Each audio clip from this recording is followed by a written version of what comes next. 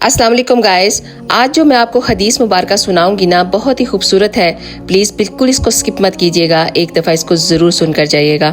वो हदीस मुबारका ये है, सैयदना अब्दुल्ला बिन उमर से रवायत है। वो कहते हैं कि एक आदमी नबी करीम सल्लल्लाहु अलैहि वसल्लम के पास आया और कहने लगा कि या रसूल अल्लाह, वो कौन से लोग हैं जो अल्लाह सुब्हान व तआला को सबसे ज़्यादा महबूब हैं? वो कौन से अमाल हैं जो अल्लाह सुब्हान व तआला को सबसे ज़्यादा पसंद है?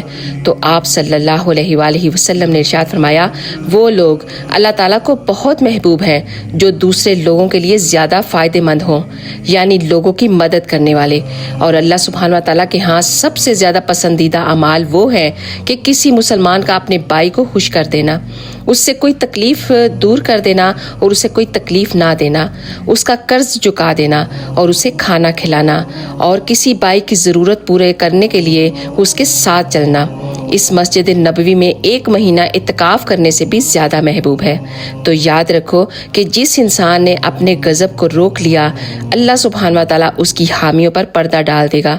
जो आदमी अपने गुस्से को नाफिज करने के बावजूद उसे पी जाता है, अल्लाह सुब्हान व तआला रोज़े क़यामत उसके दिल को उम्मीदों से भर देगा और उससे जन्नत में आला मुकाम अता कर देगा।